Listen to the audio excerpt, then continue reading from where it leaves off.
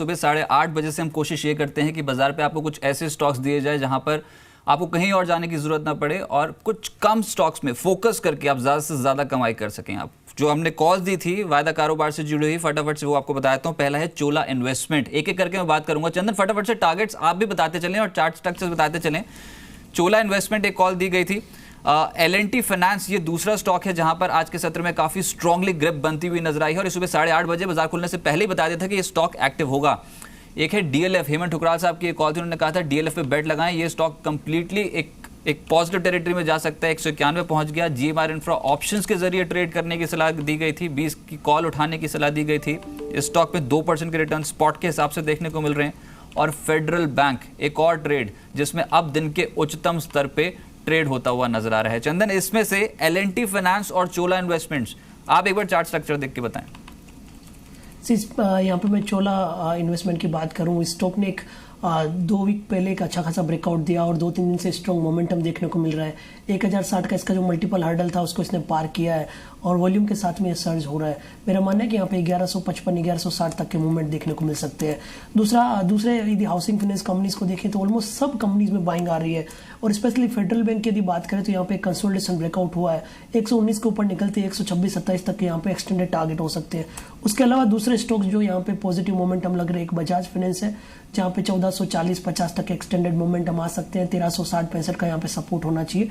उसके अलावा M&M finance भी ऐसा काउंटर है जहाँ पे नीचे के लेवल से बाइंग एंट्री समझ हो सकता है। चलिए, एक और व्यूअर इस इनफैक्ट मेरे साथ इस समय लाइन पे मौजूद हैं, रमेश जी इस समय लाइन पे मौजूद है। रमेश जी नमस्कार, स्वागत है, पूछिए सर सवाल। रमेश जी मेरी आवाज आपको आ रही है तो अपना सवाल पूछिए। आ रही है आपकी आवाज। हाँ जी बताइए सर, सवाल बताइए। सर मेरे पास 5 लॉट है 23,000 के और 92 में मैंने परचेज किए, क्या करूं? और एक और प्रश्न। नहीं पहले तो ये बता दीजिए ना, ये 29 जून वाली है क्या? हाँ 29 वाली जून वाली। एक बार भाव देख लीजिए, 23,000 की है। आज ही मैंने रिलायंस कैपिटल स्टॉक किए 600 तो इंट्राडे में करूं? सर एक मिनट, मेरे को ये दूसरा ना आपका सवाल सुनाई नहीं दिया, एक बार फिर से स्क्रिप्ट बता दीजिए बस। रिलायंस कैपिटल। अच्छा तेजी बनाई है आपने रिलायंस कैपिटल? मंदी की है। अच्छा मंदी करी है, चलिए ठीक है। पहले मैं ये निफ्टी बैंक ले लूँ। 23,000 की पुट है, 92 पे फिलहाल ट्रेड कर रही है अभी के करंट प्राइस के हिसाब से 99 के आसपास। होल्ड करना चाहिए कि चंदन, जिस तरीके का स्ट्रक्चर निफ्टी बैंक पे डेवलप हो रहा है अभी? जी देखिए, निफ्टी यदि इमीडिएट बेसिस में बात करें तो 23,333 का सपोर्ट है, वो तोड़ता है तो जरूर यहाँ पे 200-250 पॉइंट की गिरावट आ सकती है। अदरवाइज देखिए बार बार ये बैंक निफ्टी अपने आप को 23,500-600 के ऊपर आसपास ले जाते हुए ट्राई करता है। तो यदि उनके पास पोजीशन है तो होल्ड कर सकते हैं। हालांकि कोई डिसाइसिव व्यू यहाँ पे नहीं बन के आ रहा क्योंकि more of the range bound consolidation move बन रहा है। बट उनको ये सलाह रहेगी कि जब तक 23,600 के नीचे बैंक निफ्टी है, इस पुट को आप हेजिंग के तहत आप रखें, कोई प्रॉब्लम नहीं। और रिलायंस कैपिटल बंदी कर रहे हैं सर, उसमें क्या ठीक है, एडवाइजेबल है रिलायंस कैपिटल पे इसमें बंदी करना? जी देखिए, इस काउंटर पे और इस सेक्टर में हमारी कवरेज नहीं है बट प्राइस सेंटीमेंट पॉजिटिव है, तो मैं इनको यही सलाह दूंगा कि पोजीशन को लिक्विडेट करें तो बेहतर रहेगा। एक ट्रेड और बता दीजिए चंदन, जो आपके हिसाब से, इनफैक्ट हम आज के सौदा सेगमेंट में शामिल करेंगे, कोई एक ट्रेड जो आप फोकस में रखे हुए हैं अभी और जहां पर कंप्लीटली ब्रेकआउट के चांसेस बहुत स्ट्रांग है, तेजी बना सकते हैं? जी हाँ रजत, यहाँ पे देखिए 2 स्टॉक ध्यान में मेरा, एक बजाज फाइनेंस है। बजाज फाइनेंस ने एक कंसोलिडेशन ब्रेकआउट दिया, अपने रिसेंट हाइस पे चल रहा है और इनफैक्ट जिस हिसाब से आज सारे फाइनेंस कंपनीज में बाइंग हो रही है, लग रहा है इस स्टॉक में भी बाइंग इंटरेस्ट इमर्ज होना चाहिए। 1360-65 के आसपास का सपोर्ट है, 1440-50 तक के टारगेट बन सकते हैं। और दूसरा, यदि आप नॉन एफएनओ या आप दूसरे काउंटर्स देखें तो डेल्टा कोप है, इसका प्राइस स्ट्रक्चर काफी पॉजिटिव हो रहा है और वीकली चार्ट पे इसने एक ट्रेंड लाइन का ब्रेकआउट दिया है। तो यहाँ पे मेरा मानना है कि 168-172 तक के टारगेट बन सकते हैं। चलिए, तो बजाज फाइनेंस पे नज़र रख सकते हैं और साथ ही साथ डेल्टा को आप, जो कि नॉन एफएनओ कैटेगरी का स्टॉक है, इस पे आप नज़र रख के चल सकते हैं। बजाज फाइनेंस एफएनओ का हिस्सा है। अब 1440 का लक्ष्य जो है उस स्टॉक पे ओपन है। बहुत शुक्रिया सर आपका मेरे साथ जुड़ने के लिए और मार्केट्स पे अप्रोच बताने के लिए। ये कैश मार्केट का भी एक जो है वो आपको कॉल बता दी गई। लेकिन अब मुद्दा ये है कि कई कंपनियां ऐसी हैं जो NCLT का रुख कर रही हैं, यानी कि जिन्होंने बैंकरप्सी फाइल की है। और ये बहुत सेंसिटिव इन्फॉर्मेशन है जो मेरे सहयोगी आलोक ने इस समय जुटाई है और वो मेरे साथ इस समय मौजूद हैं। आलोक, एक तो ये बताएं क्या एक्सक्लूसिव खबर है आपके पास और कितनी कंपनियां हैं जिन्होंने ये NCLT का रुख किया है?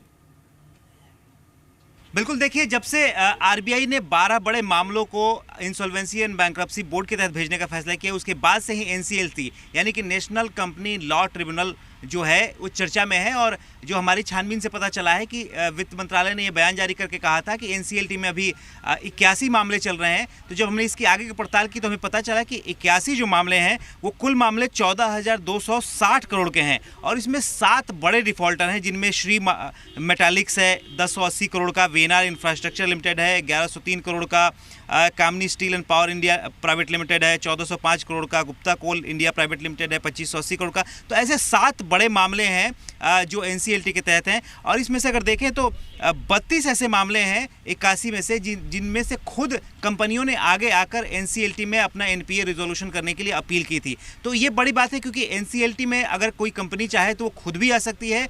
और भी तरीके होते हैं अगर जो एनसीएलटी के सामने आते हैं। उसमें यह भी है कि फाइनेंशियल क्रेडिटर्स जो लोग बैंक जो लोन देती हैं कंपनियों को, वो भी चाहे तो मामलों को एनसीएलटी में लेके आते हैं। और अगर देखें तो जो 81 में से 32 ऐसे मामले हैं जिनमें कंपनियों ने खुद आगे आकर एनसीएलटी में अपील की थी। ये मामला पूरा है 11,150 करोड़ का।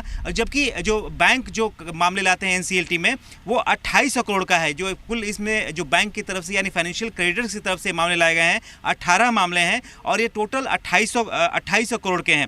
इसके अलावा एक और तरीका है जिसमें एनसीएलटी में मामला लाया जाता है और वो है ऑपरेशनल क्रेडिटर्स, यानी कि उसमें सप्लायर शामिल हो सकते हैं जिनके ऊपर भी बकाया है, वो लोग शामिल होते हैं इसमें। और ये जो पूरे मामले हैं ये 273 करोड़ के हैं और ऐसे मामले 31 हैं। तो ये जो पूरा एनसीएलटी का एक रिजोल्यूशन सिस्टम है, उसके बाद अगर 3 महीने तक मामला एनसीएलटी में रहता है, अगर उसमें रिजोल्यूशन नहीं होता तो फिर उसको आगे कह सकते हैं उसको लिक्विडेशन के लिए भेज दिया जाता है। तो अभी जो प्रोसेस शुरू हो गया है, सरकार ने प्रोसेस शुरू कर दिया है। 81 कंपनियां एनसीएलटी में हैं और आप देखेंगे तो ये तमाम जो तरीके के जो केसेस एनसीएलटी में पड़े हुए हैं और सरकार इनका रिजोल्यूशन निकाल रही है। लेकिन ये जो बड़े मामले हैं ये कब एनसीएलटी में जाएंगे, एनसीएलटी में इनका क्या होगा, अभी कहना मुश्किल है। हालांकि सरकार ने एक वेल लेड प्रोसीजर यहाँ पर बना रखा है और उसी के तहत इन सभी कंपनियों का निपटारा होगा। बहुत शुक्रिया ये एक्सक्लूसिव जानकारी हम तक पहुंचाने के लिए। तो 32 कंपनियां ऐसी हैं जिन्होंने खुद को दिवालिया माना है। इसी नोट पे एक छोटे से ब्रेक के लिए हम यहां पर रुक रहे हैं। बाजार पे 31 पॉइंट्स की गिरावट है, लेकिन इंपॉर्टेंट ये है कि हमने फिर से उसी सपोर्ट लेवल को 95, 95, 80 के लेवल को आज के सत्र में भी होल्ड किया है।